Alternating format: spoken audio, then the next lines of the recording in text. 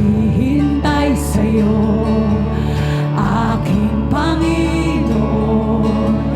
Kailan man hindi ako papabayaan. Higit sa sitwasyon at suliranin, ang iyong dakilang nga. Come on church, sabay-sabay awitin mo sa gitna ng bagyo. Aawitan kita sa lungkot at sa saya.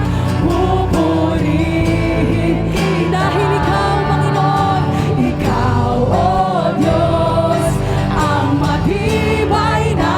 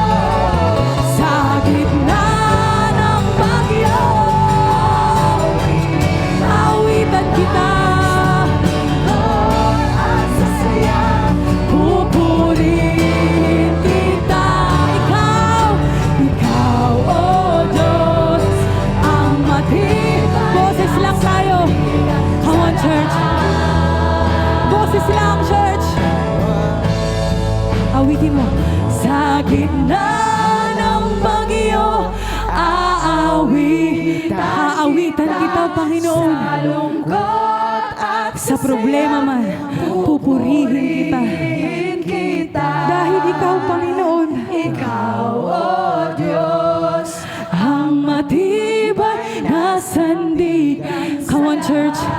Sabay-sabay nating awitin sa Panginoon. Itaas mo ang iyong mga kamay sa oras na to. Sa gitna ng bagyo, aawitan kita. Sa lungkot at sa saya, pupurihin kita. dahil ikaw, Ikaw, O Diyos, ang matibay na sandigan sa lahat. maglaho man, Panginoon. Come on, church.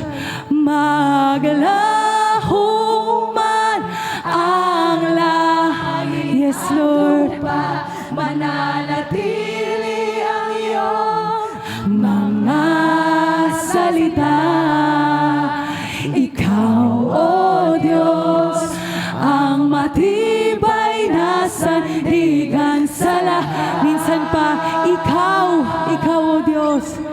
Oh, ikaw, O Diyos, ang matibay na ang kinin mo, sabihin mo, ikaw, Panginoon.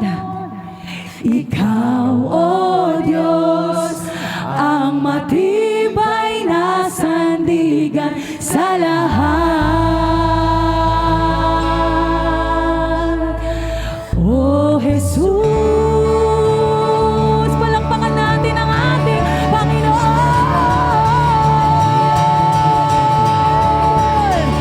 Hallelujah!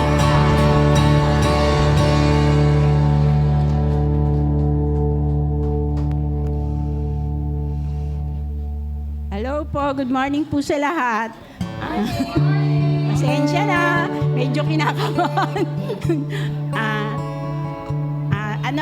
Actually, nung malaman kong ako yung mag-aano sa tithe, sabi ko, hala, sabi ko, ayoko yung ganito, sabi ko. Pero sabi ng Lord sa akin, hindi, gawin mo yan. Kaya yun, inano ko, na kailangan talaga gawin natin kasi sa buhay ko kasi marami na akong napagdaanan na andyan si Lord na hindi ako iniwan. Kaya nga sabi, di ba, si Lord ang matibay nating sandigan. Totoo naman yun.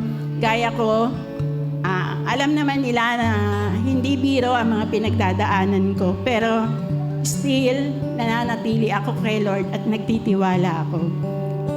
Bago ang lahat, ito nga yung ano ko sa tithes na sa Leviticus 27:30, sabi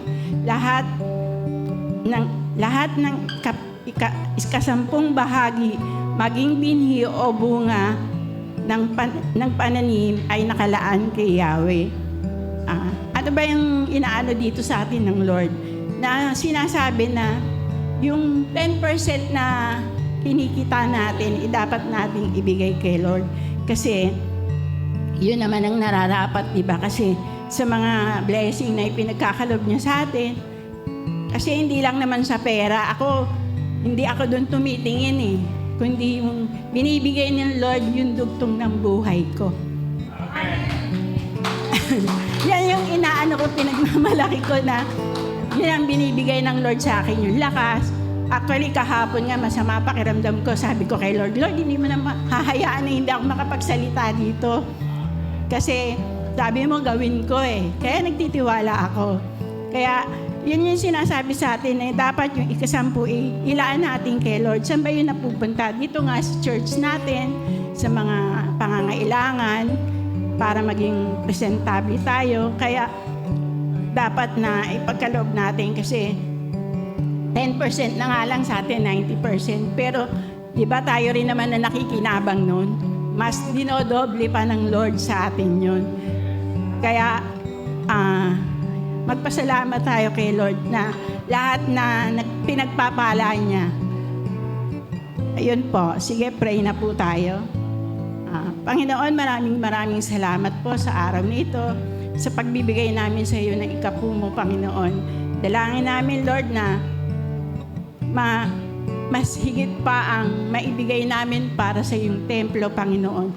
At dalangin namin, Lord, ang mga taong hindi pa rin makakapagbigay, Lord, is pagpalain mo upang makamtan din nila ang pagpapala na ibibigay mo na higit pa sa 10%, Lord. Maraming salamat po. Ito po ang aming samot dalangin sa pangalan mo, Jesus. Amen. Namamangha ako sa iyong kapangyarihan. Namamangha ako sa iyong kadakilan. Nagliliyab ang iyong presensya. Ako'y lulundag sa sobrang saya. Nagliliyab ang iyong presensya. Ako'y sisigaw nagliliyab ang iyong presensya. Presensya, ako'y lulundag sa sobrang saya. Nagliliyab ang iyong presensya, ako'y sisigaw malaya na. Nagliliyab, nagliliyab, nagliliyab, nagliliyab.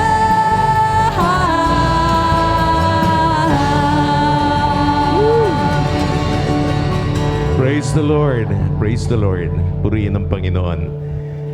Isa pong napakagandang umaga, napakamapagpalang umaga. Sige po, mag-settle down muna tayo. Alam po ninyo, ibig ko lang ipakilala yung nagsalita sa atin. Hindi halata na meron siyang pinagdadaanan, no po? Pero sa kabila ng kanyang pinagdaraanan, alam po ninyo, 3 times a week siyang dinadialysis. Biyaya na lang ng Panginoon at siya po'y kasama natin. At alam ko na matagal pa yon. So, salamat sa Panginoon. Bakit? Alam nyo, kayo na may mga problema sa inyong kalusugan, just try to serve the Lord. Alam nyo, kaya nadadali ang buhay ng tao dahil walang layunin po ang Diyos sa buhay natin. So kapag may purpose ang buhay natin, ako po'y naniniwala na pahahabain pa ng Diyos ang buhay mo dahil may layunin ka. So sa madaling salita mga kapatid, serving the Lord is one of the key para pandugtong ng ating mga buhay, ng ating kalusugan, ng ating pagpapala, na lahat ng nais mong mangyari sa buhay mo, dudugtungan po yan ng Lord. Okay, so again, isa pong napakamapagpalang araw ng linggo ang sumainyo mga kapatid. 10 ng mga nasa live streaming natin, pagpalain po tayo ng Panginoon.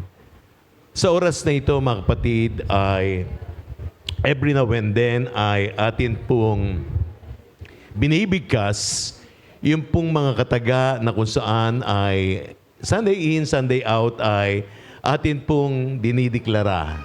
So, nariyan na po sa ating monitor. At bakit po, why do we keep on declaring these words?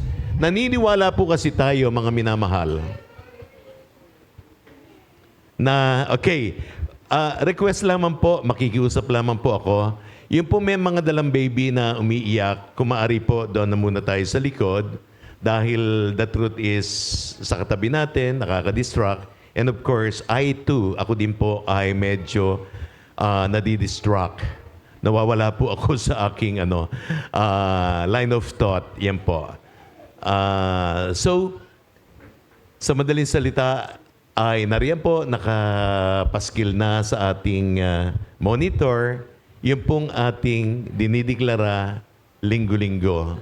Dahil naniniwala po tayo sa salita na ating binibigkas na ito po'y magaganap sa atin. Whatever we confess, this is what we believe.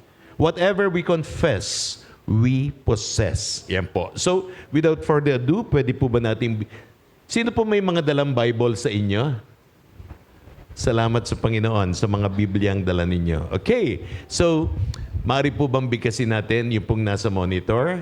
1, 2, go. This is the Word of God. I love the Word of God, and I live by the Word of God, because you and I, like Jesus, have the heart for the lost. Amen. Amen.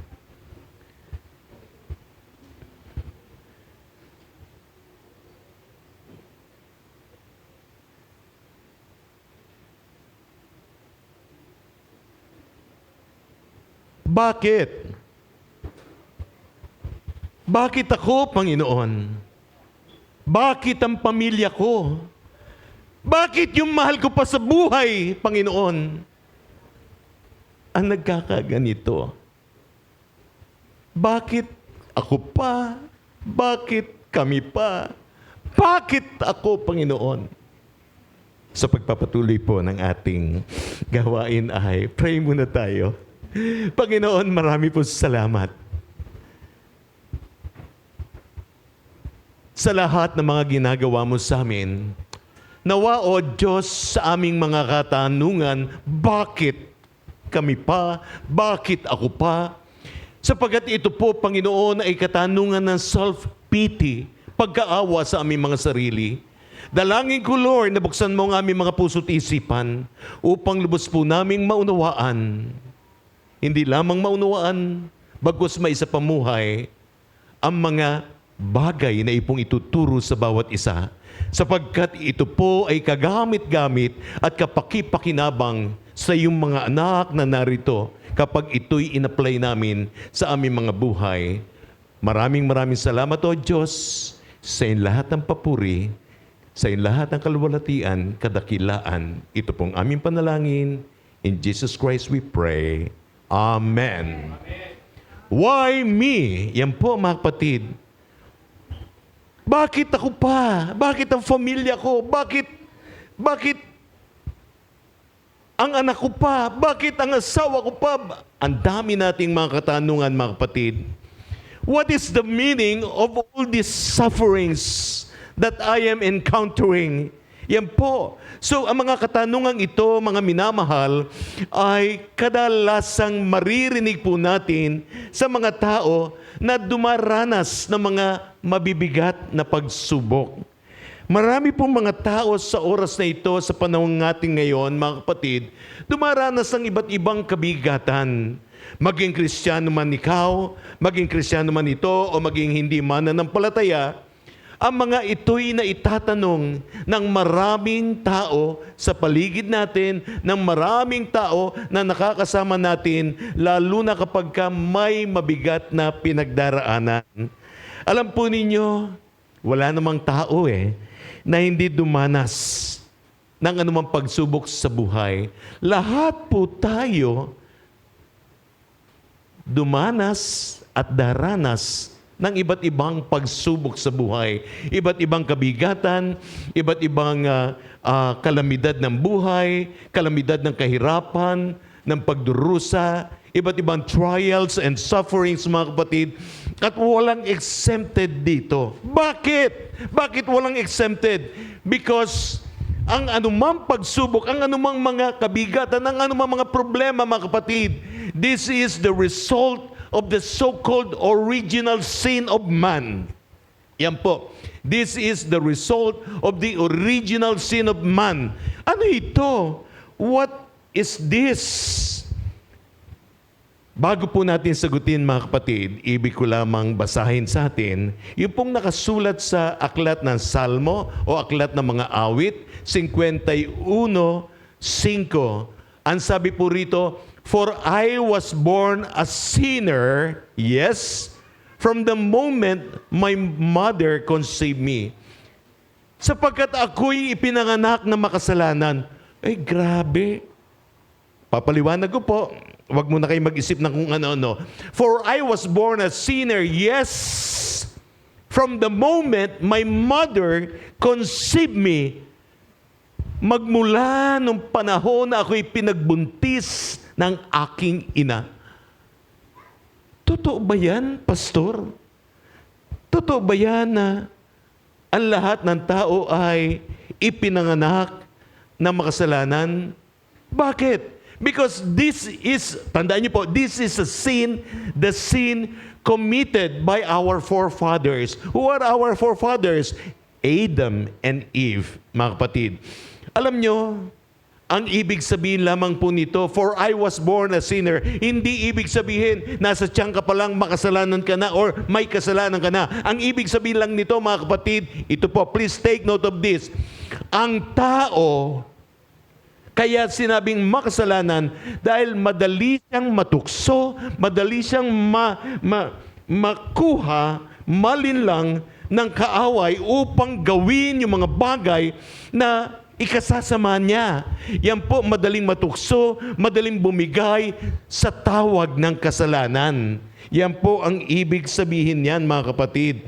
So, but of course, tandaan niyo po, hindi po unfair ang Diyos na kung saan bata ka pa, may kasalanan ka na. Na kung saan baby ka pa lang, makasalanan ka na. So, anong ibig sabihin po talaga? Kung ganyan po talaga, kung tama po yung ating iniisip, kung literal natin kukuhanin o uunawain ang talatang ito, unfair ang Diyos.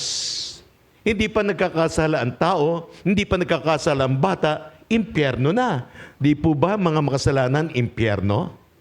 Amen? Amen. So, hindi po ganyan. Ulitin ko na po, ang ibig sabihin lang nito, born a sinner, ang tao po ay madaling matukso sa pagkakasala. Iyan po yun.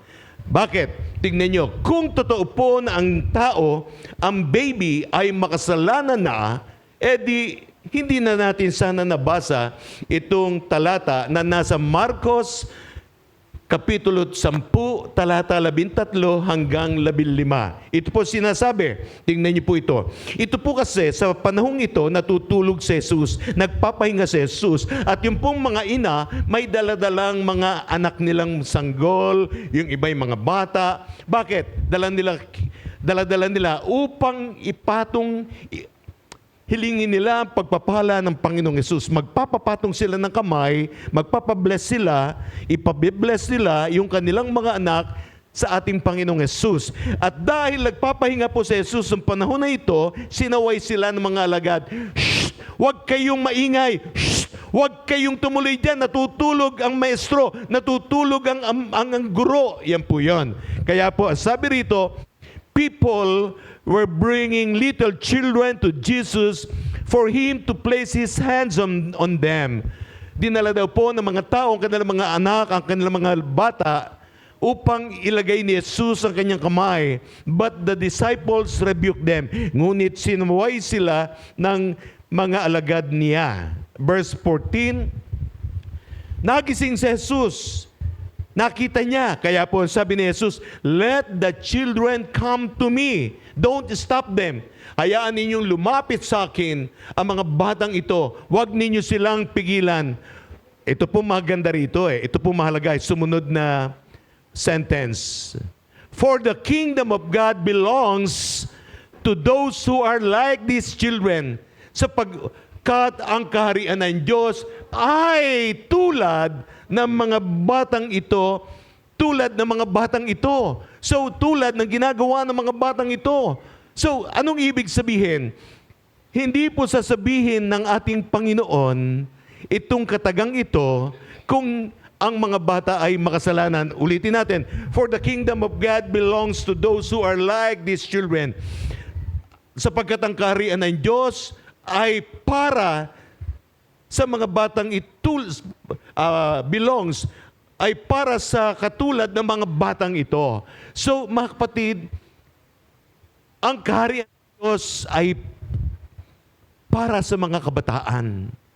Kaya ano sinasabi? Tulad ng mga kabataang ito, kayo na mga matatanda. Ibig sabihin po ni Jesus, tularan ninyo mga batang ito. Sapagkat tulad ng mga batang ito, ang kaharian ng Diyos ay para sa kanila. Ito po, maganda rin itong verse 15. Ano sabi sa verse 15?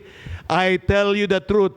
Sinasabi ko sa inyong katotohanan, anyone who does not receive the kingdom of God like a child will never enter it." Ang sino man daw po, mga kapatid, na hindi tanggapin, na hindi angkinin ang kaharian ng Diyos tulad ng ginagawa ng mga batang ito, ay hindi makapapasok sa aking kaharian, sa kaharian ng Diyos. Therefore, ang sinasabi ng Panginoon, maging tulad tayo ng mga batang ito upang tayo daw po ay makapasok sa kaharian ng Diyos. Bakit? Bakit maging tulad ng bata? Sapagkat ang mga bata ay wala pa pong kasalanan. Bagamat sinabi, I was born a sinner. Kanina doon po sa Salmo, sa talata sa Salmo na ating pong binasa. Again, ulitin ko, I was born a sinner dahil madaling magkasala, madaling matukso ang tao. Kaya po sinabi yan. And here naman po, pinapatotohanan ng ating Panginoong Yesus, I tell you the truth, anyone who does not receive the kingdom of God like a child will never enter it. Amen? So, hindi daw po makararating, hindi daw po makapapasok sa kaharian ng Diyos kung tayo daw po ay hindi magiging katulad ng mga bata. Again, ulitin ko, bakit katulad ng mga bata? Sapagkat ang mga bata ay wala pa pong kasalanan. Hanggat hindi po sila dumarating sa tinatawag na age of accountability. Ano ba yung age of accountability? Ang age of accountability, ibig sabihin naman po niyan, ay yung alam na ng mga bata kung ano yung masama at mabuting gawin. Amen? Anong age yung age of accountability? I believe it is by the age of 7. Alam na nila kung ano yung mali. Alam na nila kung ano yung tama. Yun po yun. So, mga kapatid, dito, ipinakikita ng Panginoon, maging tulad daw po tayo ng bata. Bakit? Ang isang characteristic ng isang bata, marunong sumunod. Amen? Marunong sumunod, obedient. Kung ano sabihin ng nakatatanda, yun ang sinusunod niya. Kung ano sabihin ng nakatatanda, natatanim sa isipan niya. The problem is, ito pang problema, kung paano mo pinalalaki ang bata mo. Kung pinalalaki natin ang bata nang hindi ayon sa salita ng Diyos, kundi ayon sa mga alam lang natin at nakikita natin sa ating paligid, dito po nagkakaiba-iba tayo, mga kapatid. Kung ang anak mo ay napabayaan mo, diyan po tayo magkakaiba. Magiging magkakaiba-iba ng paglaki o tinatawag na breeding. Yun po yun. So, but the truth is, kaya nga po, tignan nyo ang ginagawa natin. As much as possible, brothers, sisters, and friends, we have to bring our children in the church. Tulad po ng ginagawa ng mga kabataan sa likod. Sila po, mga bata pa, tinuturuan na sila ng mga bagay na espiritual. Amen? Kaya po napakahalaga na ang anak mo ay lumaki sa Panginoon. Nang anak mo'y lumaki na may takot sa Diyos, nang anak mo'y lumaki na kilala ang Panginoon. Bakit? Sapagkat kung ang anak mo'y lumaki nang kilala si Satanas. Meron ba ganon? Meron po. Ito yung mga bata lumaki sa kalsada na kung saan hindi pinakialaman, hindi tinuruan, pinabayaan ng mga magulang. I'm sorry na po. Huwag kayong magagalit sa akin. I'm just telling the truth. Why? Because the truth will set us free. Kaya po mga kapatid, kung may anak kayo, dalhin ninyo sa church upang sila mga bata pa, hindi lamang anak, pati mga kapatid ninyong maliliit pa, dalhin na ninyo. Baka sila po'y maagaw. Tandaan po ninyo, nag-aagawan ang kasamaan at ang kabutihan. Kaya nga po may talata sa 1 Gis, ano nakasulat sa 1 Gis, na parito ang magnanakaw upang magnakaw, sumirat, pumatay. Sino itong magnanakaw na ito? Ito po'y si Satan. Na parito si Satan upang magnakaw, sumirat, pumatay. Ngunit, sabi ni Jesus, na parito ako upang bigyan kayo ng buhay.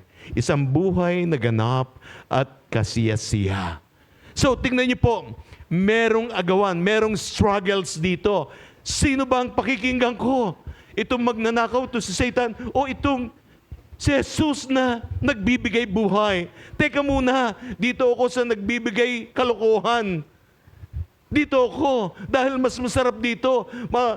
Puro kalokohan, napupuyat ako dahil puro kalokohan, puro kalibugan, puro kamangmangan, puro kawalangyaan. Paano yun? Marami, lalo na sa mga kabataan, napupuyat ng walang katuturan. Tapos, sasabihin, hindi po ako nagising eh. Bakit hindi nagising? Napuyat po eh. Bakit napuyat? Ayun po.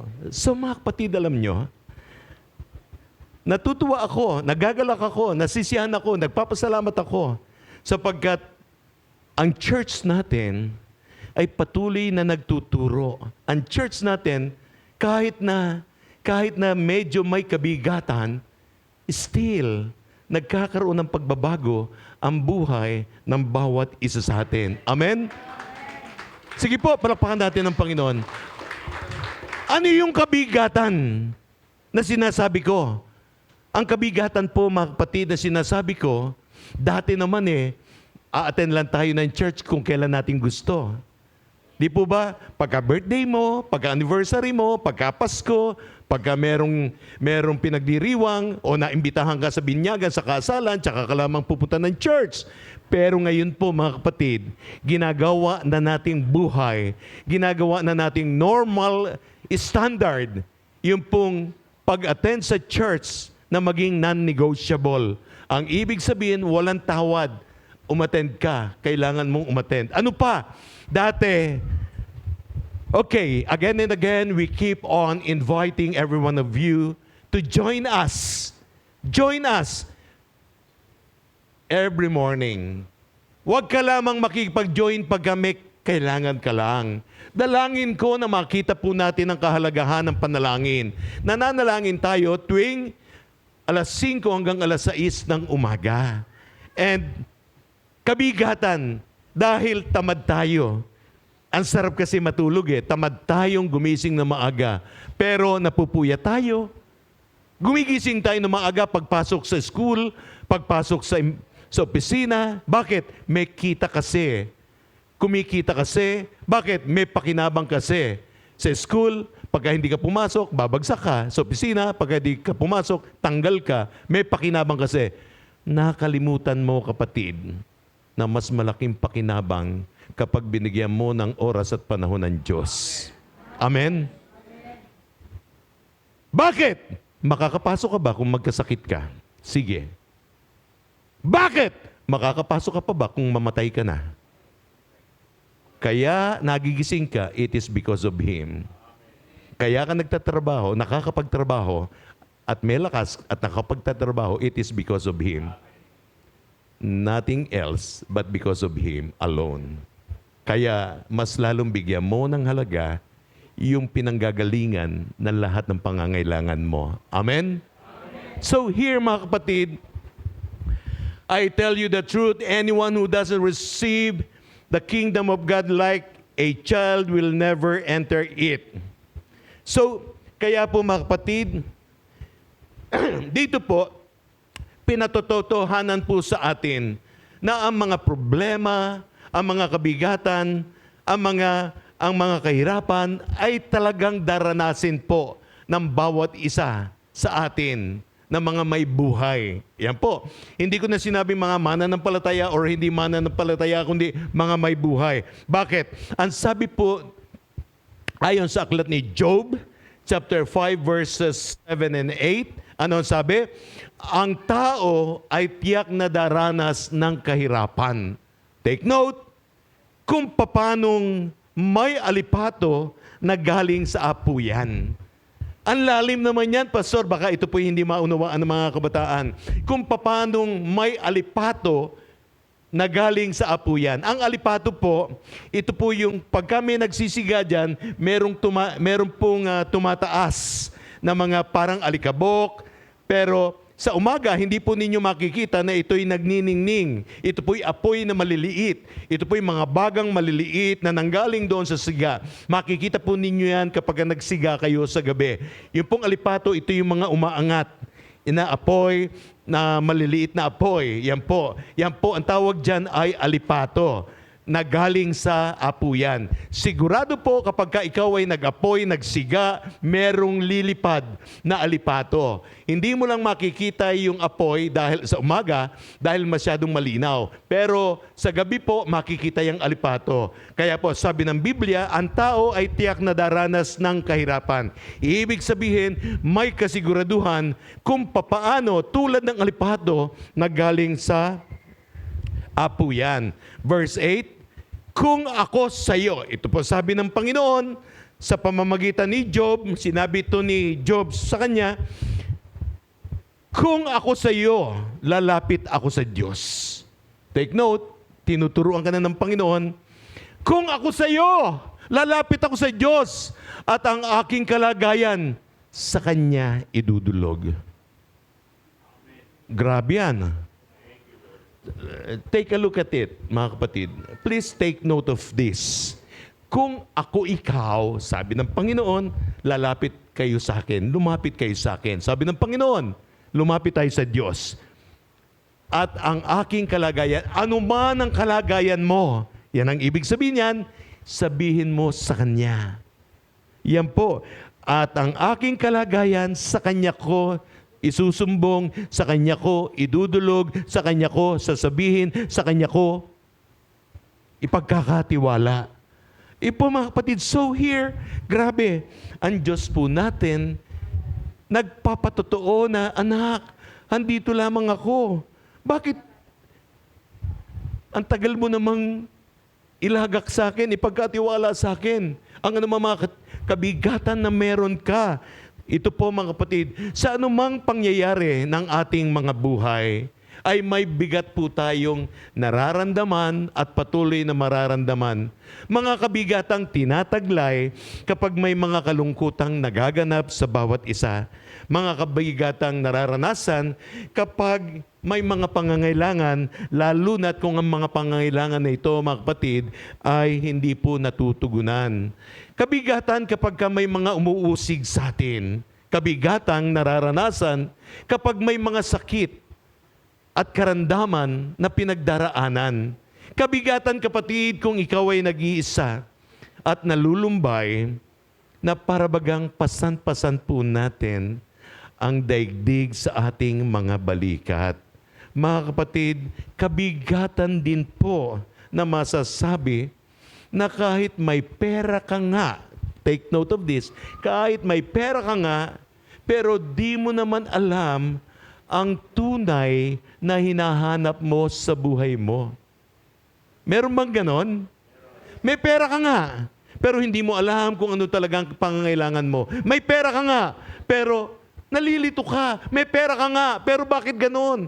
Ang gulo ng buhay ko. May pera ka nga, pero parang ang tabang-tabang ng buhay mo. Yan po yung ibig sabihin niyan, mga kapatid.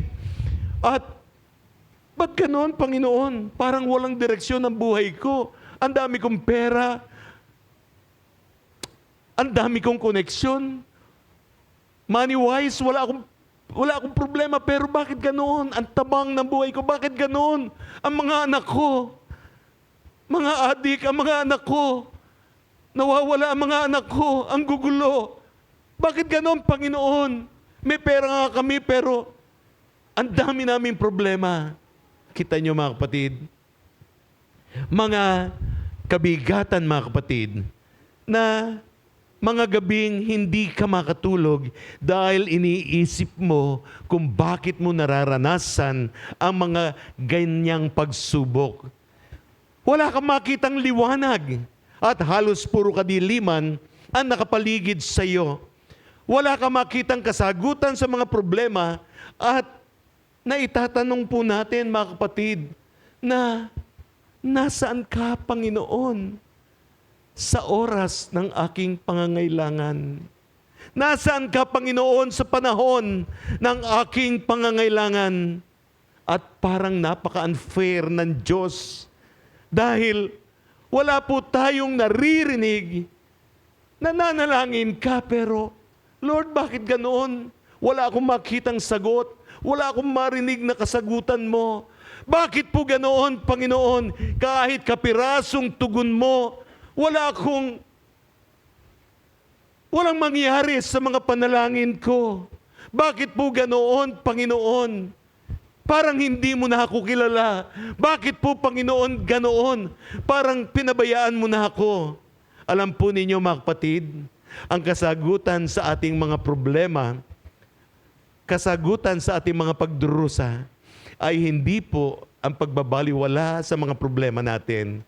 Hindi rin po sa pagtakas o pag-alis sa mga problema natin. Hindi rin po yung pagtiisan ko na lang ang problema ko. Anyway, lilipas din ito. mga kapatid, anong gagawin mo? Magkikibit-balikat. Alam niyo yung kibit-balikat? Ibig sabihin, what can I do? Okay lang. Magkibit-balikat na lamang po ba tayo? Ang kasagutan, mga kapatid, ay nasa pagkokondisyon ng ating mga isipan. Pagkokondisyon, ulitin ko, ng ating mga isipan. Pagkokondisyon ng pananaw natin sa buhay. Ito po, mga kaibigan, kapatid, minamahal, ang tinatawag na attitude. Yan po. Dahil sa attitude mo, kapatid, ay matutulungan kang maunawaan mo na magtagumpay. Matutulungan ka na magtagumpay at maranasan mo ang tunay na pagpapalang inilaan ng Diyos sa iyo. Yan po. Una sa lahat, mga kapatid, ang pagtitiwala ay sa Diyos. Kahit na baguhin mo ang attitude mo, kung hindi mo kasama ang Diyos, ulitin ko ano po, kung hindi mo kasama ang Diyos, baliwala ang lahat ng yan. Una, ang Diyos sa buhay natin. Kaya po, napakahalaga ng pagtitiwala natin sa Panginoon. Napakahalaga ng pananampalataya natin sa Panginoon upang magkaroon tayo ng tinatawag na maayos na pananaw, maayos na attitude. At ang maayos na attitude na ito, mga kapatid, o pag-uugali, ay ang pagiging optimistic. Ano ba sa Tagalog ang optimistic? Nakakakita ng kasagutan. Nakikita niya yung magandang kasagutan. Nakikita niya yung liwanag sa gitna ng kadiliman. Nagiging positibo siya kahit nakapaligid sa kanya ang mga negatibo. Yan po yung optimistic. Yan po. So, ulitin natin. Una, magtiwala ka sa Panginoon. Sapagkat anumang attitude na wala ang Diyos, lahat ng yan ay pansamantala lamang. Hindi po magiging permanente yan. Magkakaroon lamang ng permanence, magiging permanent lamang ang attitude natin, mabuting attitude, magandang pananaw, magandang kaisipan kapag ang Diyos ay kasama natin. Kapag ang Diyos ang nagtuturo sa atin, ang Diyos ang nangunguna sa atin, ang Diyos ang gumagabay sa atin upang makita mo ang tunay na larawan ng buhay na kasama ang Diyos. Amen? Yan pong ibig sabihin yan. So, mga kapatid, tulad po ni Apostol San Pablo, nang siya po'y dumalangin, nanalangin siya sa Panginoon upang pagalingin siya sa tinatawag na tinik sa laman. Yan po, thorn in the flesh. Ano ba itong thorn in the flesh ni Pablo na ito? Ako po'y naniniwala, nanalangin siya, ano po? Ako po'y naniniwala na ang thorn of the flesh na ito ni Pablo ay yung pong kanyang mata. Ito yung sagabal sa kanya. Bakit? Malabo po ang mata ni Pablo. Yan. Bakit naging malabo? Hindi po ba on his way to Damascus, nakasalubong niya ang Panginoon sa pamamagitan ng isang maliwanag pa sa sikat ng araw, at siya po'y nabulag ng 3 araw, 3 gabi. Ipinag-pray lamang siya ni Ananias. Yan po, at may nalaglag na parang kaliskis sa kanyang mga mata. At siya'y muling nakakita. Pero may mga talata rin po tayong mababasa sa Biblia na malalaking titik ang kanyang sulat sapagkat hindi niya makita. Ayan po. So, sa madaling salita, mga kapatid, dito po ipinakikita sa atin ni Pablo na kung saan siya po'y nanalangin. Basahin po natin sa aklat ng 2 Corinthians chapter 12 verses 7 to 9. Tagalog version. Ano ang sabi? Ngunit para hindi ko ipagyabang ang kamanghamanghang pahayag ng Diyos sa akin, ako'y binigyan ng isang kapansanan sa katawan. Ibig mo sabihin, ang Diyos pa nagbigay ng sakit? Hindi po. Ibig sabihin niyan, pinahintulot ng Lord na magkaroon ng kapansanan si Paul. At ang kapansanan ito, ang tawag niya po rito ay tinik sa laman. Yan po. Binigyan ng isang kapansanan sa katawan na nagsisilbing pamalo ni Satanas upang wag akong magpalalo. Ano yung magpalalo? Upang wag akong magyabang. Ito po'y related sa ating pinag-aralan last Sunday. Yan po. And verse 8, 3 beses kong idinalangin sa Panginoon na alisin ito, ngunit ganito ang kanyang sagot. Verse 9, ang tulong ko'y sapat sa lahat ng pangangailangan mo. Lalong nahayag ang aking kapangyarihan kung ikaw ay mahina. Anong ipagyayabang niya? Ang ipagyayabang niya ay ang kanyang kahinaan. Bakit? Sapagkat ang tulong ng Panginoon, ang kalakasan ng Diyos ay lalong lumalakas. Ituloy natin. Kaya't buong galak na ipagmamapuri ko ang aking kahinaan. Tingnan niyo po ito. Kaya't ipagyayabang ko ang aking weakness. I will boast of my weakness. Why? Upang, tingnan niyo po ito, palakasin ako ng kapangyarihan ni Kristo upang mas makita ang power, ang kapangyarihan, ang sovereignty ng ating Panginoong Hesus. Yan po. So mga kapatid, kaya't buong galak na ipagmamapuri ko ang aking kahinaan upang palakasin ako ng kapangyarihan ng ating Panginoong Hesukristo. Take note, mga kapatid, hindi po inalis ng Diyos ang sakit nararamdaman ni Pablo. Hindi po dininig ng Diyos. Bagkus, ang sabi ng Panginoon, my grace is sufficient for thee. Bakit po ganon? Upang si Pablo, upang ikaw kapatid, ay patuloy na dumalangin, patuloy na tumawag, patuloy na umasa sa Kanya.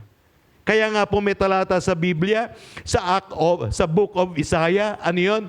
Give God no rest until He completes His work. Huwag daw po natin bigyan ng kapahingahan ng Diyos hanggat hindi niya kinukumpleto ang kanyang gawa sa iyo. Yun po. So ano yun? Huwag ka daw tumigil sa kakapanalangin. Yun yung give God no rest. Huwag mong tigilan ng kapapanalangin mo hanggat hindi sinasagot ng Diyos ang iyong hinihiling sa Kanya. Yan po yun. Tulad po nito mga kapatid, sa ating pong sinasabi, my grace is sufficient for thee, para lalo kang tumawag sa akin, para lalo kang umasa sa akin, para lagi kang manampalataya sa akin, para lagi mo kong panabikan. Hindi po ba't kapag nananalangin tayo, ikaw na may pinagdaraanan, hindi po ba't itong gagamitin kong salita, kahit papaano, naiibsan. Anong naiibsan? Nababawasan yung ating karamdaman. Amen? Kung hindi ka man pinagaling totally ng Diyos, nababawasan yung sakit, nababawasan yung hirap na ating nararamdaman. Amen? Ipo, so mga kapatid, kaya po, ipanalangin mo ng ipanalangin. Kaya may talata pa rin po sa Book of Thessalonica. Ano ang sabi? Pray unceasingly. Huwag kang tumigil sa iyong kapapanalangin. Yun po yun. So, bakit? Sapagkat masama ang mundo sa paligid natin. Katulad ngayon, magkano na ang gasolina? Hello? Lahat yan, dugtong-dugtong. Dugtong-dugtong, mga kapatid. Kaya po dito, mga kapatid ko, sa ginawang ito na ni Pablo na sinabi niya, Panginoon, 3 beses po akong nanalangin sa iyo, pero sabi mo lang sa akin, my grace is sufficient for thee. Bakit? Sinisiguro ng Diyos na ang kanyang biyaya ay sapat-sapat para sa kanya. Ang kanyang lakas at kapangyarihan ay ganap sa kanyang kahinaan.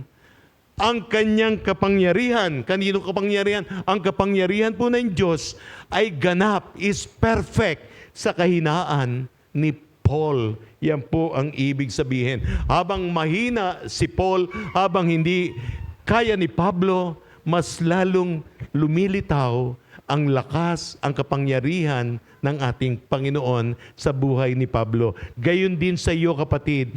Habang hindi sinasagot ng Diyos, habang ang sakit mo ay nananatili sa iyo, sa atin, ang Diyos ang laging nakikita.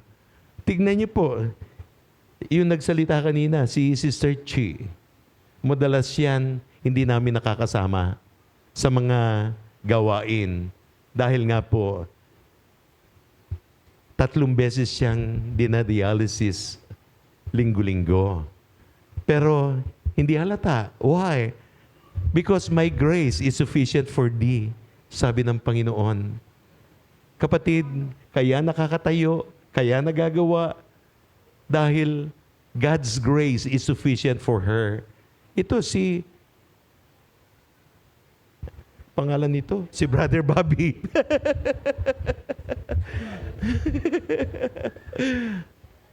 Saan galing yan?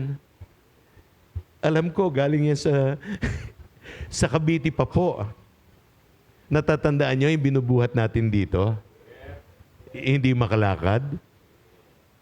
Ngayon, naglakas ng loob, nakamotor pa, galing ng Naik. Grabe. Mga kapatid, why? Because my grace is sufficient for thee. Kaya ikaw, kapatid, na may problema, kaya ikaw, kapatid, na may pinagdaraanan, huwag kang matakot. Patuloy ka lamang na manalig, patuloy ka lamang na tumawag, patuloy ka lamang na umasa sa Panginoon. Because His grace is sufficient for thee. Amen? Amen? Ang biyaya ng Diyos ay sapat-sapat sa bawat isa sa atin. Amen? Iyon po yun. So, mga kapatid, bakit nangyayari ito? Upang ikaw at ako, tayo po lahat, ay patuloy na tumawag sa ating Diyos. Patuloy na umasa sa Kanya, patuloy na magtiwala sa Kanya, na kaya niyang ibigay sa atin ang lahat ng ating kahilingan, ang lahat ng ating pangangailangan. Yan po, because God is so, grabe. Alam nyo, may pangako po ang Diyos. May pangako po ang Diyos na nais kong basahin natin, na mag-encourage sa atin. Sa ating lahat, sa pamagitan po ni Job ni Job. Ano po? Ano yung pangako na yan? Tingnan niyo po ito. Job 13:15. Bagamat ako ay patayin niya, ako ay aasa pa rin sa kanya. Sino yung papatay? Dahil dito po, nawawalan na ng pag-asa si Job. Nakakala niya, pinabayaan na siya ng Panginoon. Kaya, bagamat ako'y patayin niya, pabayaan niya, aasa pa rin ako sa kanya. Itutuloy niya pa rin yung pag-asa niya, itutuloy pa rin niya yung paniniwala niya, itutuloy pa rin yung pananampalataya niya. Ako'y patuloy na aasa sa kanya. Bakit? Sapagkat alam ni Job na wala ng ibang panggagalingan ang lahat ng kanyang pangailangan kundi sa kanya lamang. Bagamat ako'y pinahintulutan ng Diyos na magkaganito. Ano ba nangyari kay Job? Si Job po, pinatay lahat ni Satan ang kanyang mga anak, ang kanyang mga tauhan, at ang kanyang mga ari-arian. Ano yung ari-arian? Yung po mga alagang baka, kambing, tupa, everything, pinatay. At ang natira sa kanyang kasama niya, yung kanyang asawang bungangera. Opo, bakit bungangera? Biro mo, sabihin kay Job, Job! Sumpa mo na yung Diyos mo at mamatay ka na. Kaya anong sagot ni Job? Bakit? Puro mabubuting bagay na lang ba ang hihingin mo, ang hihintayin mo sa Diyos at wala nang hindi maganda? O sino ganyan sa atin? Gusto mo puro magandang bagay ang bigay sa'yo. Pero pagkapangit na, di naman ako kilala ng Diyos eh. Walang kwenta naman manalangin eh. Baliwala naman ang ginagawa natin eh. Bakit? Puro mabubuting bagay na lang ba ang gusto mong tanggapin sa Diyos? Attend ka sa panalanginan kung kailan ka may kailangan. Hindi ka ba maka-attend nang wala kang kailangan? Kung kailan may mamamatay, kung kailan may naghihingalo, kung kailan may malaking dagok ng buhay, at saka tayo a-attend. Kung kailan, Diyos ko po, wag nawang mangyari. Kapatid, hanggat may kinakain tayo, hanggat malusog tayo, hanggat masaya tayo, it is about time for every one of us to pray and to get to know Jesus better. Yan po. Huwag mo nang hintayin pa na mangailangan ka at saka kalalapit sa Diyos. Kahit wala kang pangangailangan, lumapit ka na sa Panginoon. Yan po yun. Bagamat ako'y patayin niya, ako'y aasa pa rin sa Kanya. Yan po ang sabi ni Job. So, ngayon po, mag-uumpisa na po tayo sa atin pong preaching.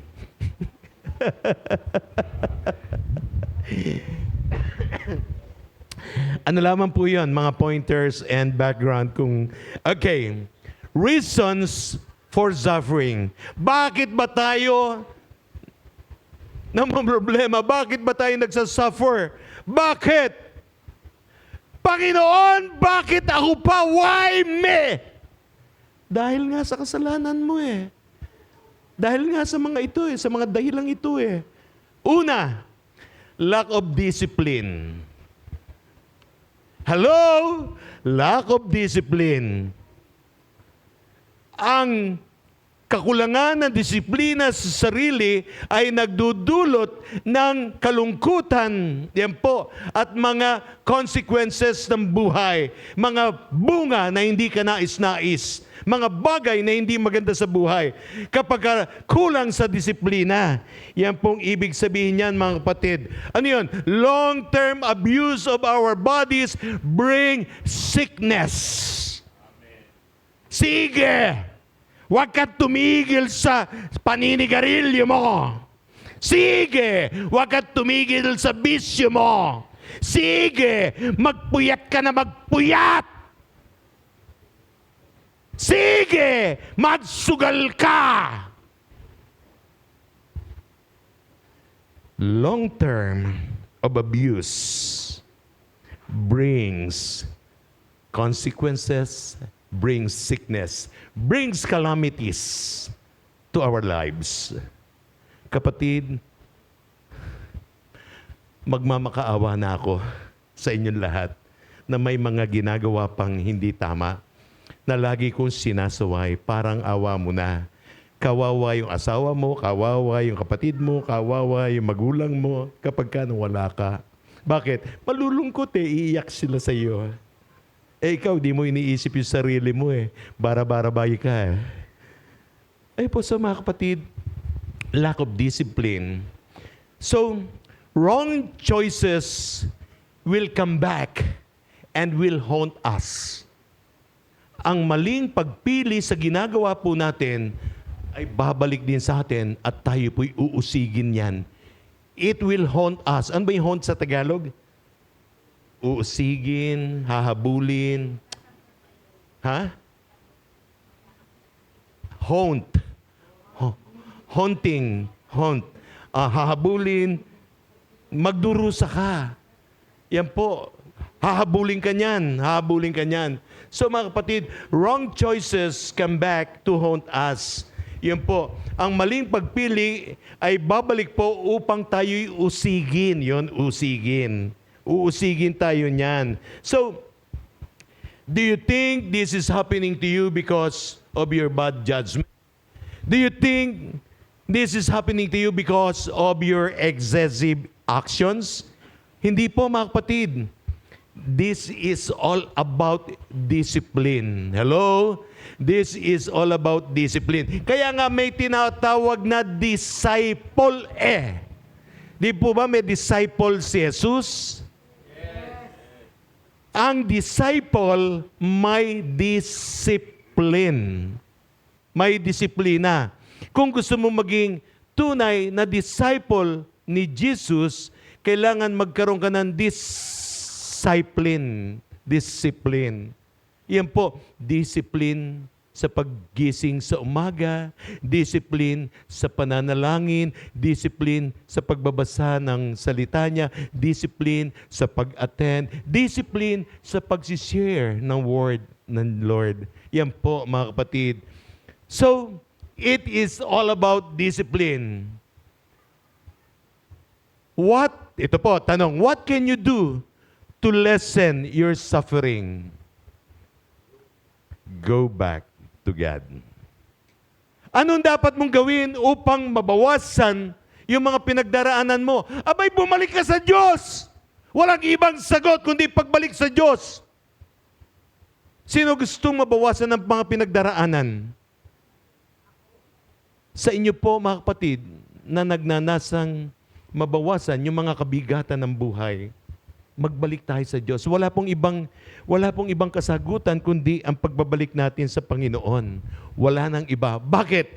Tanging siya lamang ang makasasagot, tanging siya lamang ang makapagbibigay ng lahat ng ating mga pangailangan. Sige nga po, ang laki na sweldo ko po sa trabaho. Oh, ulitin ko ulit, may trabaho ka, paano kung magkasakit ka?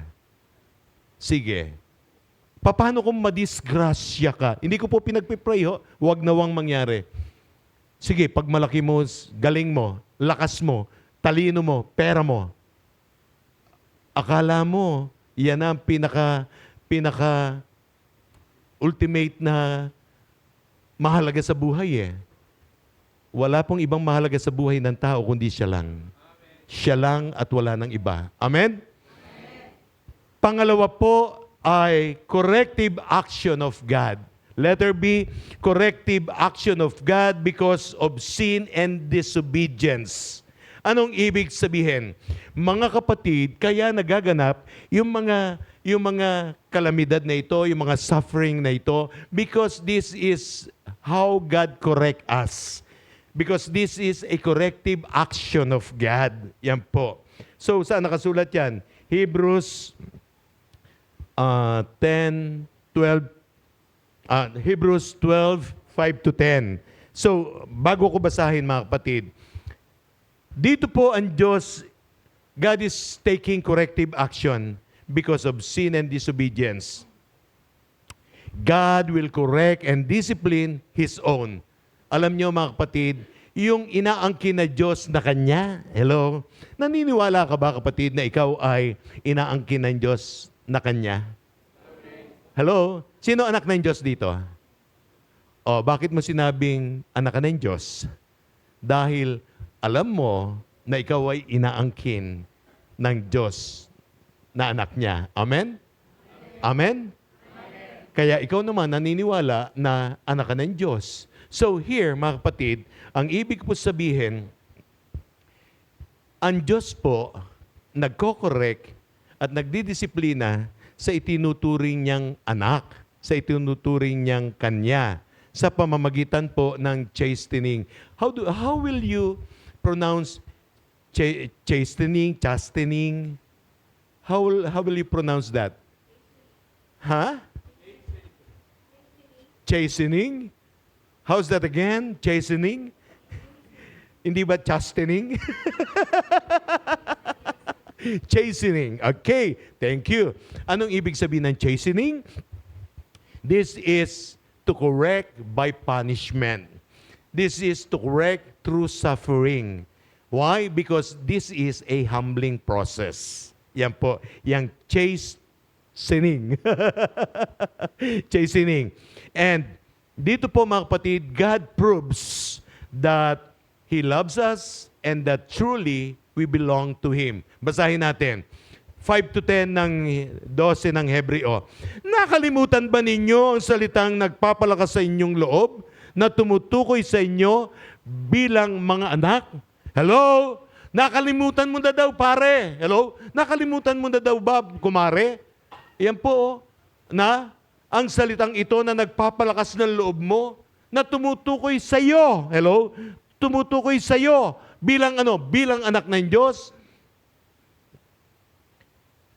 Ang sinasabi, anak ko.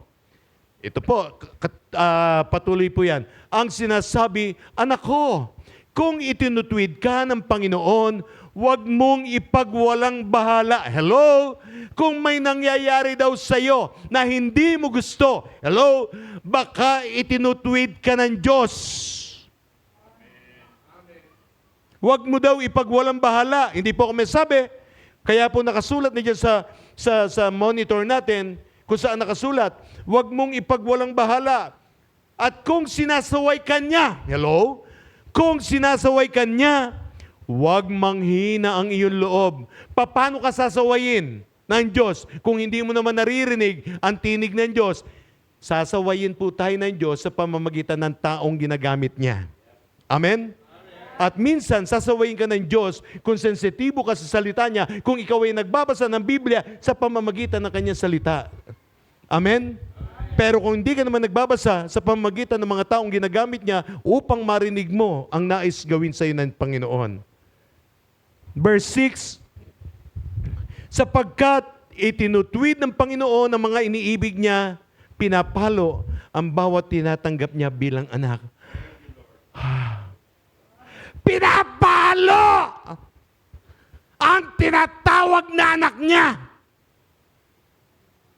Tapos ikaw, yabang mo, tinuruan ka lang, sinaway mo na. Ayoko na dyan. Hindi na a-attend. Ayoko na dyan. Kala mo kung sino yung mga tangro yan.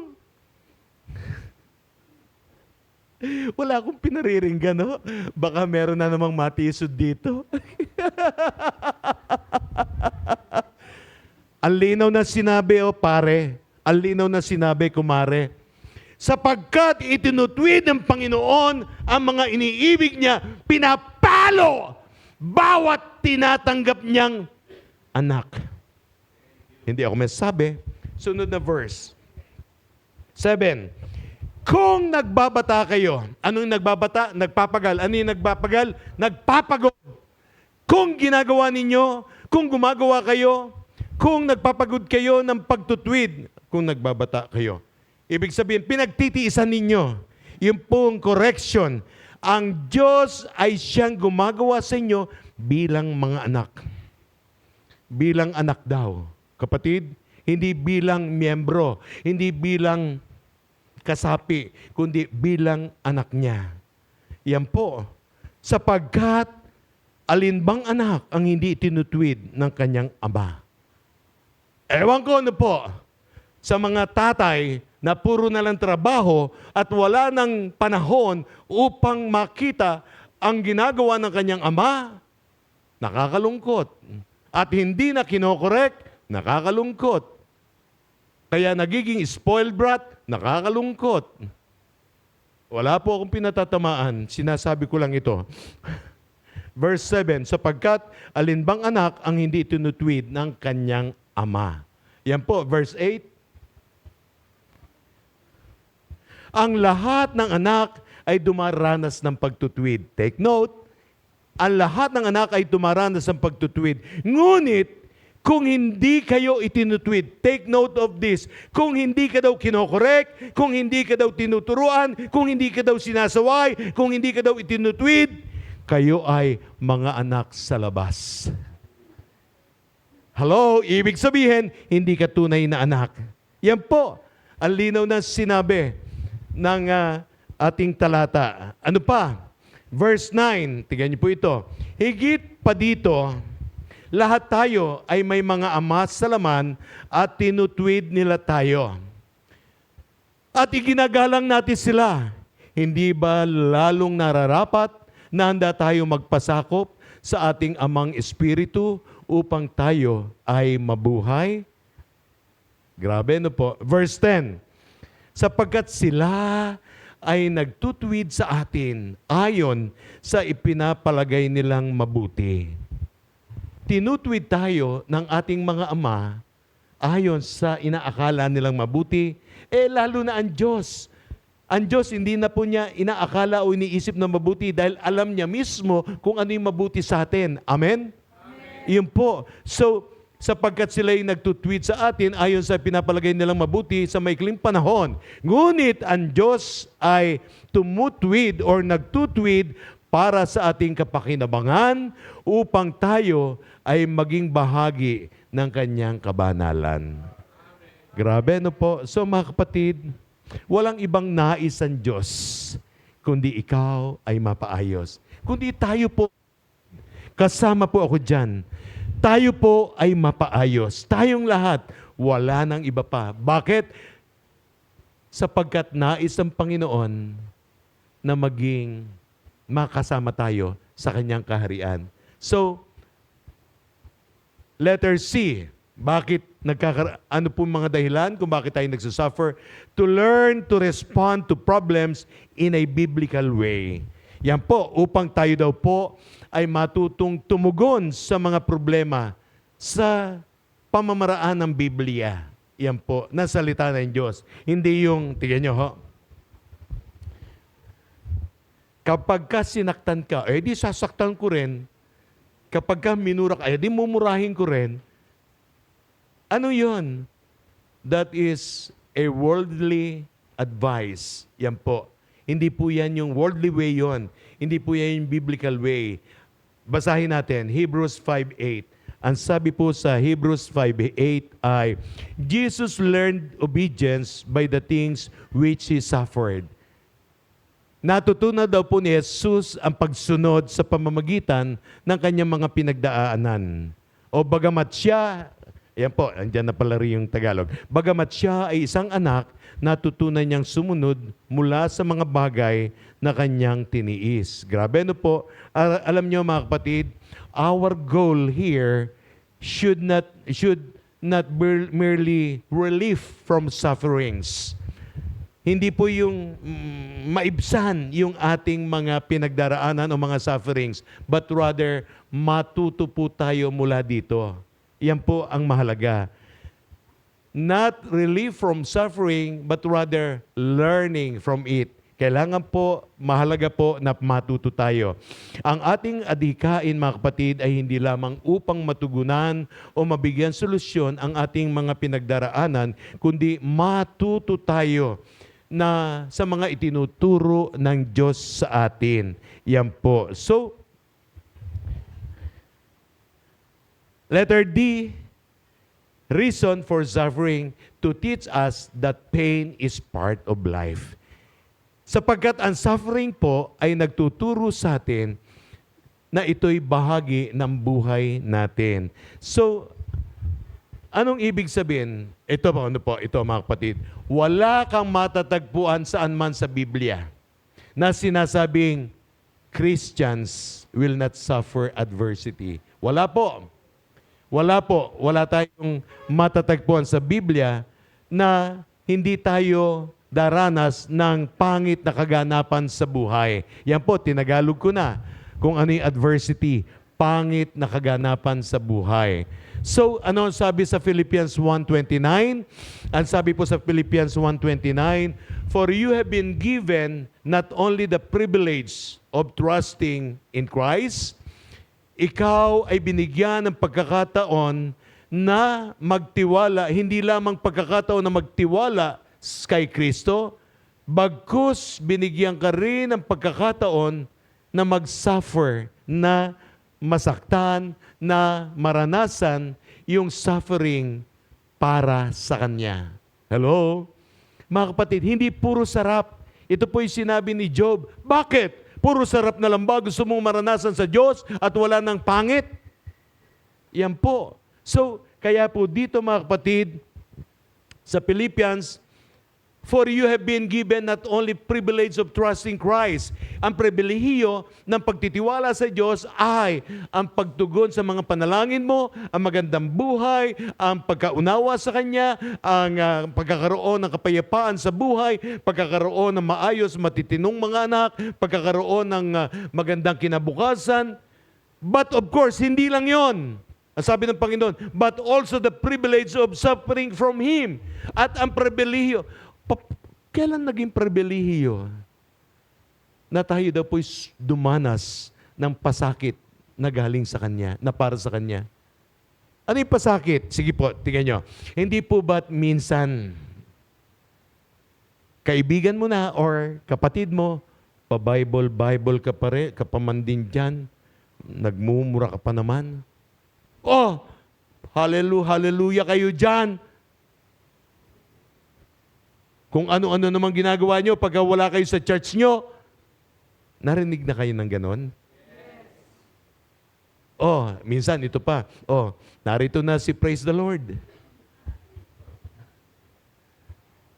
Tapos tutuksuhin ko pa. Oh, narito na mga born agains. Binabastos na tayo. Yan po yung mga sufferings, mga kapatid. Ang tanong, papatulan ba? Hindi. Pabayaan mo yan. Pabayaan mo lang siya. Ano dapat nating sabihin sa kanila? God bless you. God bless you. Huwag mo susumpain, ha? Huwag mo susumpain. Pastor, pwede ko po bang ipanalangin sila? Pwede. Alam ko na naman ang susunod mo. Sasabihin mo na naman sa akin, pagpipray ko po, Pastor, na, Lord,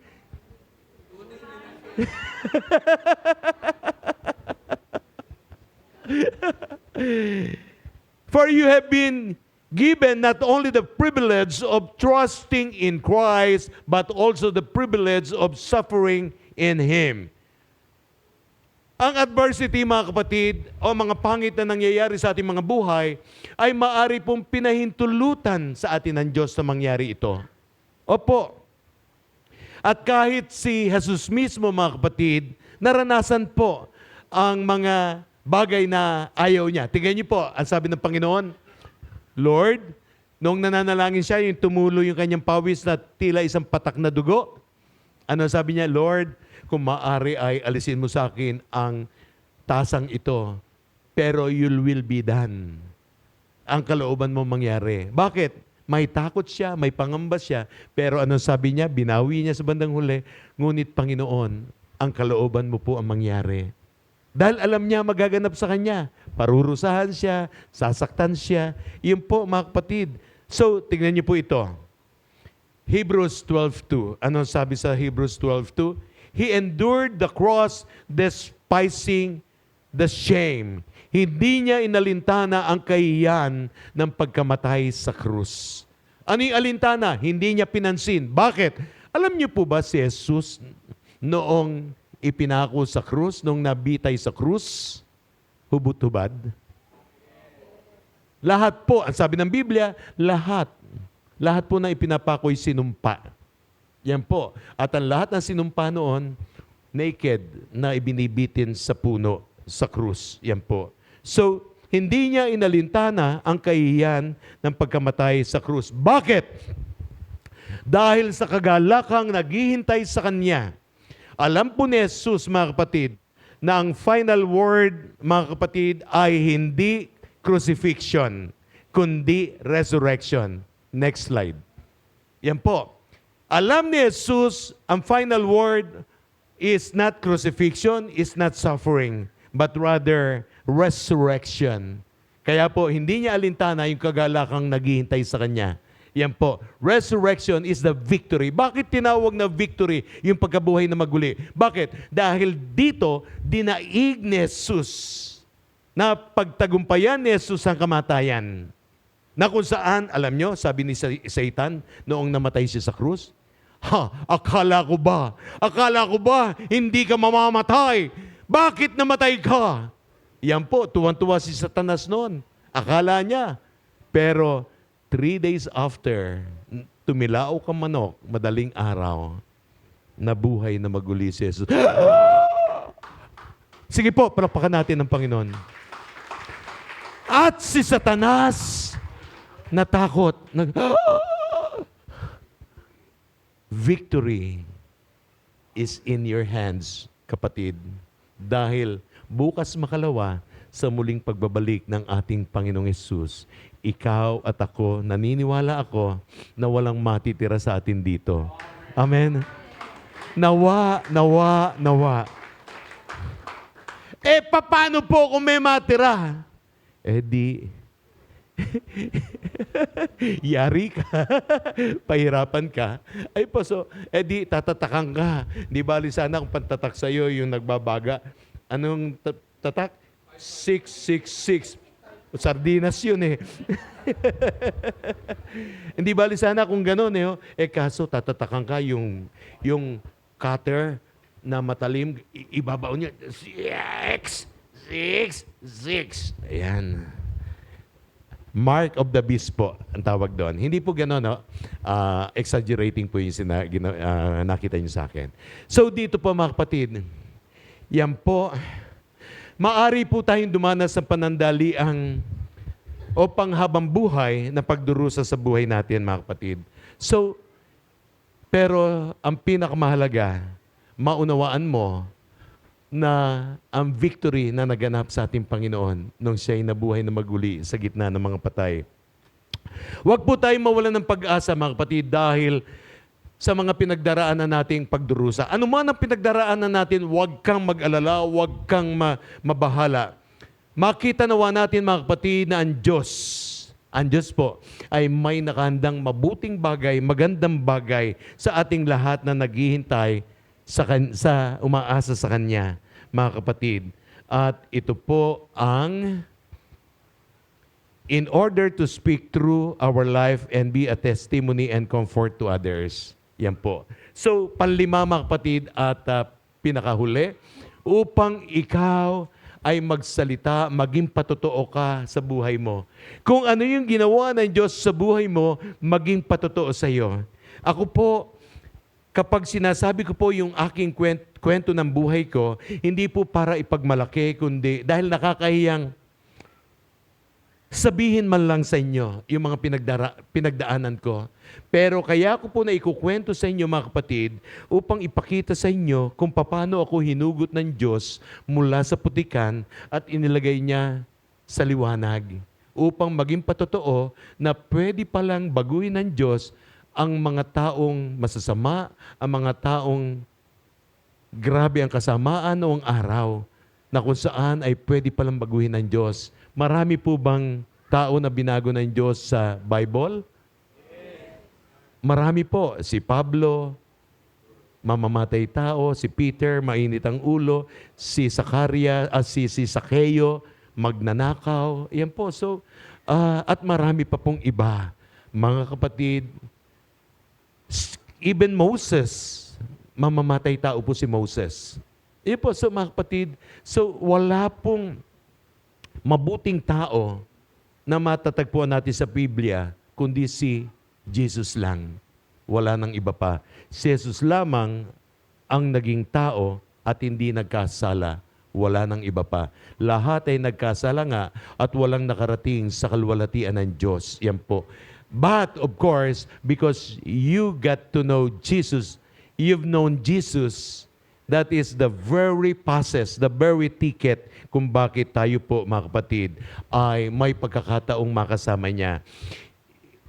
In order to speak through our life and be testimony to and comfort to others, upang ang Diyos po ay makakilos sa ating buhay habang tayo po ay may mga sufferings na pinagdaraanan at tayo po ay maging kalakasan at pag-asa para sa iba sa pamamagitan ng iyong buhay na pinagdaanan mo sa iyong buhay. Kung paanong napagtagumpayan mo, kung paanong ang anumang pagsubok ay napagtagumpayan mo, kapatid, na ito po ang magsisilbing kalakasan sa kapwa natin mananampalataya o sa mga taong hindi pa nakakakilala sa Diyos upang sila rin naman ay kumilala, makita nila na kaya palang baguhin ng Diyos ang parang imposible nang baguhin. Yan po, basahin natin. 2 Corinthians chapter 1 verses 3 to 4. All praise to God, the Father of our Lord Jesus Christ. Lahat ng papuri sa Diyos, ang Ama ng ating Panginoong Jesucristo. God is our merciful Father and the source of all comfort. Ang Diyos po ang mawain nating Ama at ang pinanggagalingan ng lahat ng ating comfort. Verse 4, He comforts us in all our troubles so that we can comfort others. Ang linaw po nito, kino-comfort tayo ng Diyos sa lahat ng ating mga suliranin. Inaayos tayo ng Diyos sa lahat ng ating mga problema. Bakit? so that we can comfort others. Upang ikaw daw kapatid, tayo daw po ay, ano sabi? Maging comfort din ng ibang tao. Kung paano mo pinatotoo sa kanila, na kung paano ka binago ng Diyos. Wow! Dati akong ganito. Dati akong mandarambong. Dati akong walang iya. Dati akong katulad ako ng taong ito, mandaraya. Lalo na sa bilyar. Naku, mandaraya yan. Wala akong pinatatama. Bakit ba naman bilyar? Dati yan. Naku, lasenggo yan. Naku, dati yan, hindi mo mapagkakatiwalaan ang kati ng kamay niyan. Huwag mong papapasukin sa bahay mo yan. Ultimo kutsara mo na nakahawin yan. Grabe. Pero ang Diyos!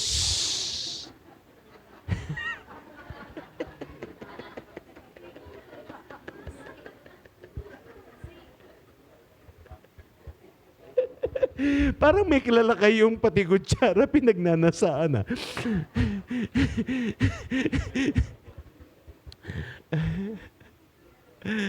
Pero ang Diyos natin, mga kapatid, grabe po ang Panginoon natin. Hindi siya nagpapabaya sa atin. So, tapusin na po natin, mga kapatid. Ulitin natin, yung po mga reasons for suffering. Una, lack of discipline, bring unhappy consequences. Letter B, corrective action of God. Ang suffering daw po ay corrective action ng Diyos dahil sa kasalanan at disobedience.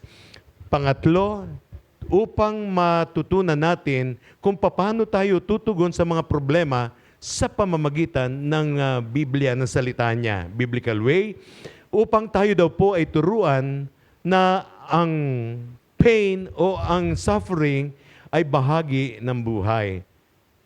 Tapos po, in order to speak through our life and testimony to comfort others. Yan po.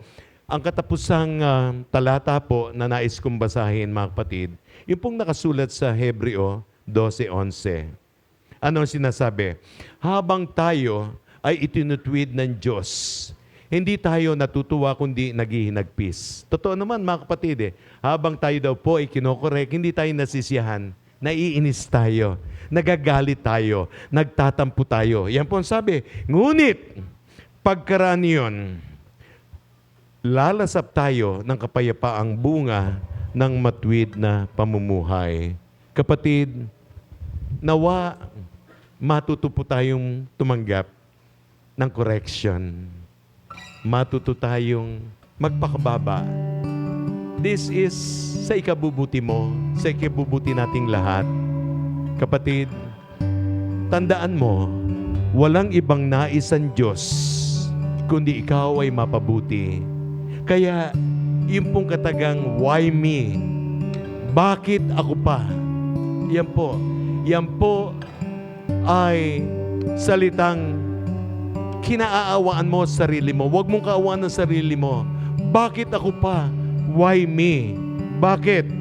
Pasalamat tayo sa Diyos sapagkat ikaw ay patuloy na tinatawag, ikaw ay patuloy na kinakausap, ikaw ay patuloy na kinokorek ng Diyos. Bakit? Ano bang ibig ipakita ng Diyos dito? Kapatid, wala pong ibang nais ibigay at ipakita ang Diyos sa atin dito, kundi ikaw, kapatid, ay mahal niya. Because God loves you so much. Amen? Sige po, palakpakan natin ang Panginoon. Ikaw, kapatid, na minamahal ng Diyos, makita mo nawa ang kagandahan ng mga bagay na itinuturo ng Panginoon sa iyo. Ako po'y naniniwala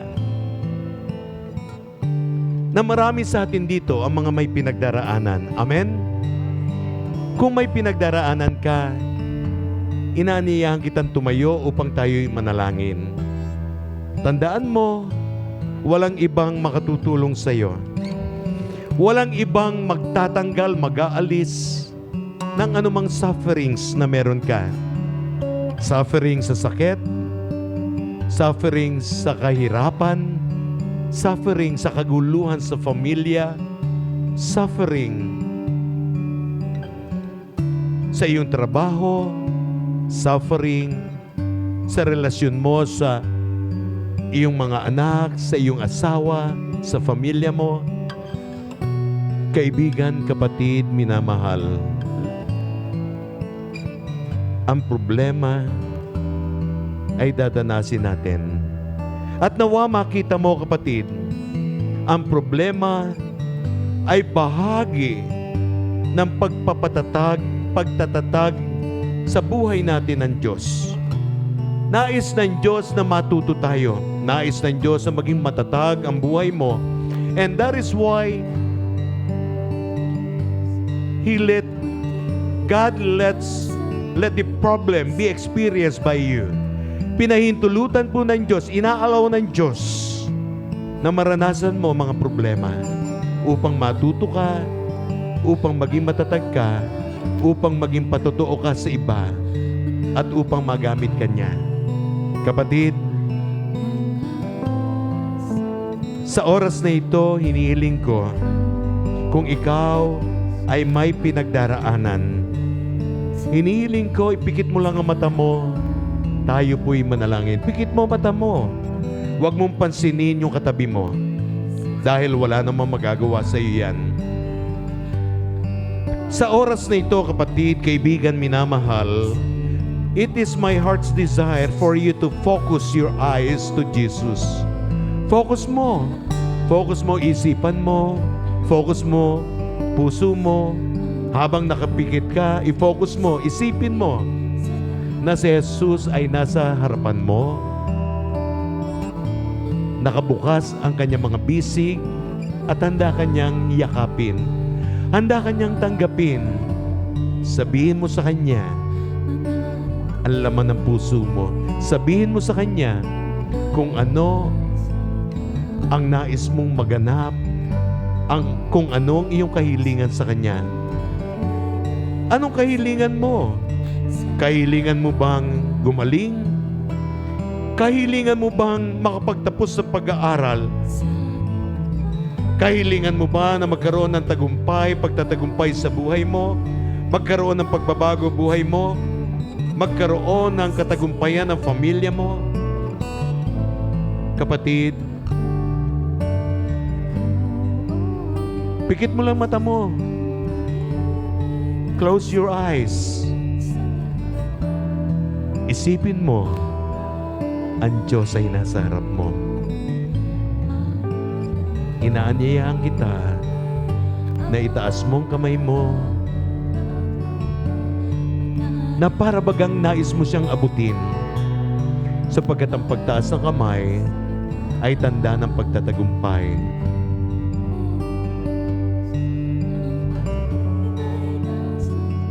Hindi lang ako ang mananalangin. Sasabayan ko kayo sa panalangin. Mahalaga, ibuka mo ang bibig mo. Magsalita ka. Sabihin mo sa Panginoon ang mga nais mo. Huwag kang mahiya. Kaya nga huwag mong pasinin, sabi ko kanina, ang katabi mo. Kahit yan ang tatay mo, kahit yan ang asawa mo, o kahit yan ang kaibigan mo. So what? Marinig niya ang problema mo. Lahat tayo may mga kabigatan, may mga pinagdaraanan. Oh Jesus. Oh Jesus. Panginoon, Ikaw, O Diyos, ang nakakakita ng laman ng aming mga puso. Ikaw, O Diyos, ang nakakakita ng aming mga iniisip. Panginoon, itinataas ko sa iyo ang aming mga buhay. Dalangin ko, Lord, kami na may mga bisyo pa, kami, Panginoon, na hindi po namin maalis ang lagi naming ginagawa.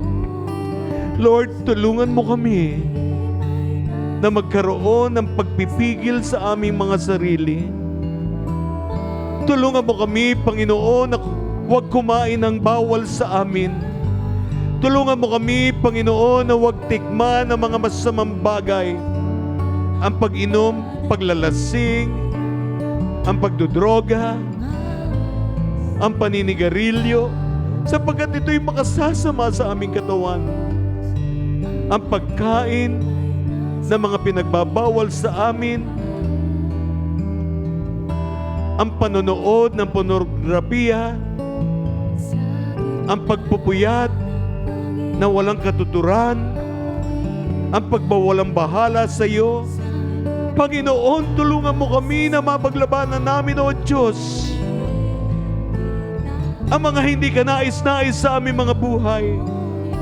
Tulungan mo kami, Panginoon, na maging obedient sa iyo. Sapagkat sa amin lamang pagsunod, Panginoon, dito kami makasusumpong ng pagpapala mo. Panginoon, hindi po namin kaya kung wala ka. Hindi po namin kakayanin kung hindi mo kami tutulungan. Tulungan mo kami, Panginoon, na maihakbang namin ang aming mga paa tungo sa nais naming mangyari sa aming mga buhay. Tulungan namin ang Panginoon ko ang aming mga sarili, O God, tungo sa pagtatagumpay na pangako mo.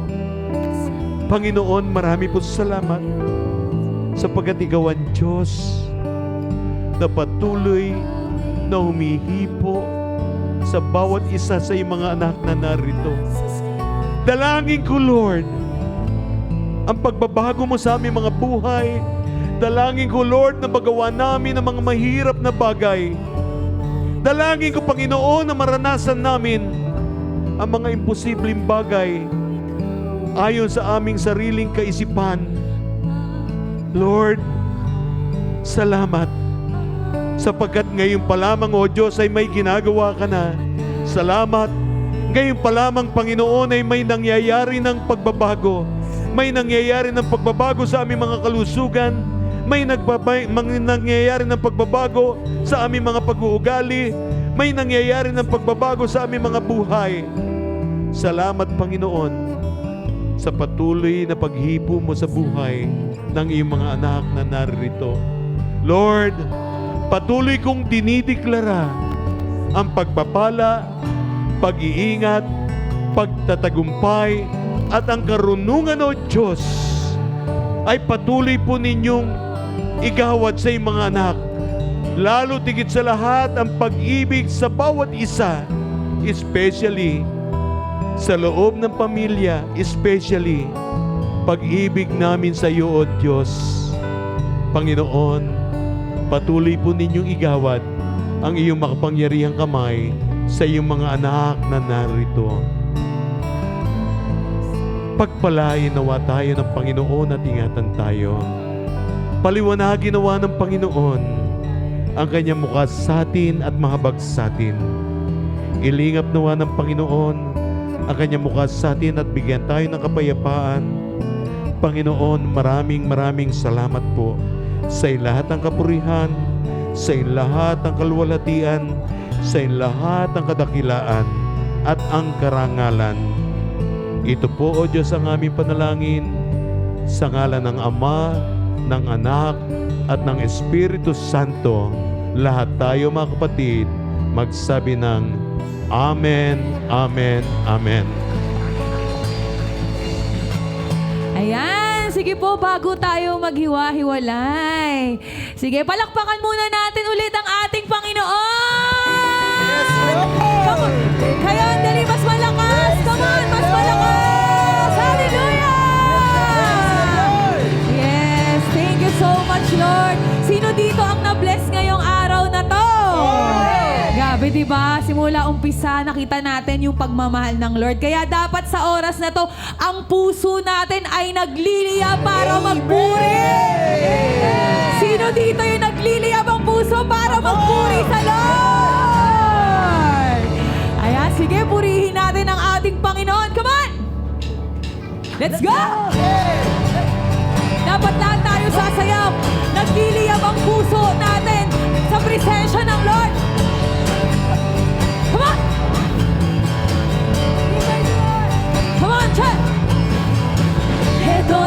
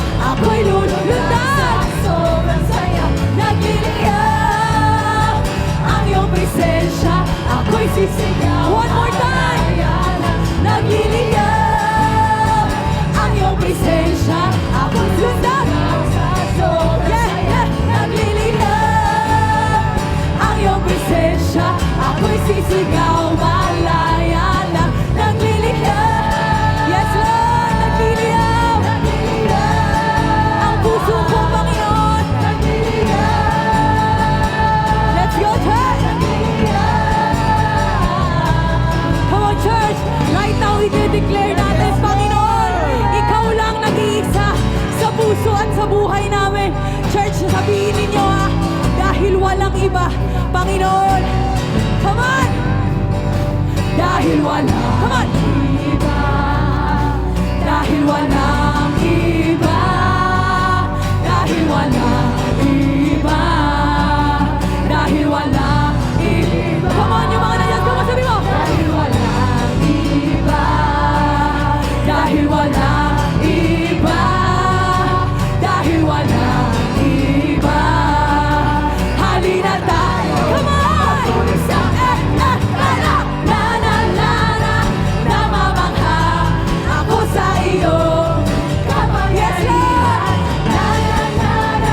Namamangha ako sa iyo.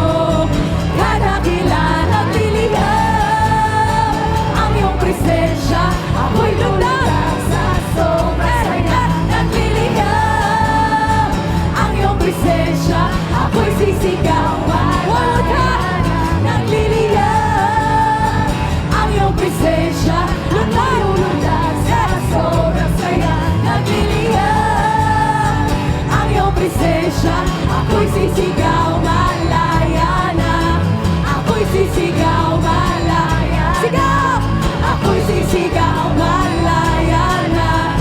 Ako'y sisigaw, sigaw! Ako'y sisigaw, malaya. Sigaw!